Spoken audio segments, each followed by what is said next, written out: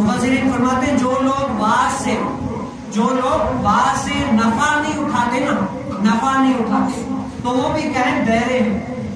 جو لوگ واعظ سے نفع نہیں اٹھاتے، یا عالم یا کوئی بھی مبلغ اگر واعظ کرتا ہے، نصیحت کرتا ہے، اگر وہ اس واعظ سے نفع نہیں اٹھاتے تو مفسرین فرماتے ہیں وہ لوگ کہیں بہرے ہیں۔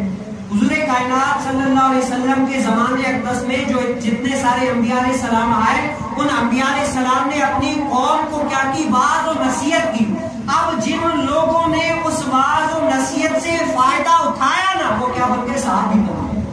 کیا بن گئے؟ جن لوگوں نے واعظ و نصیحت سے فائدہ اٹھایا وہ صحابی رسول بن گئے، اور جن لوگوں نے اس واعظ و نصیحت سے فائدہ نہیں اٹھایا، یا تو وہ منافق تھے یا تو وہ کافر تھے، اس کے علاوہ نہیں کیا تھے، یا تو منافق تھے یا تو کافر تھے۔ اور مفسرین فرماتے ہیں جو نفع نہیں اٹھاتا وہ کیا ہے؟ بہرا ہے۔ آج میں اپنے اوپر دیکھوں، کیا میں بھی بہرا ہوں؟ کیا میں بھی سن نہیں سکتا؟ بتاؤ کہ روزانہ اگر اللہ رب العالمین ہمیں 5 مرتبہ بلا رہا ہے لیکن پھر بھی ہمارے کان ادھر دھڑکتا نہیں ہے، ہم اس طرف مائل نہیں ہوتے، تو بتاؤ بہرا اور کس کو کہتے ہیں؟ بہرا کہتے ہیں اس کو جو نہ سنے، اسی کو کہتے ہیں نا۔ تو بتاؤ میں اور آپ کس کھاتے ہیں؟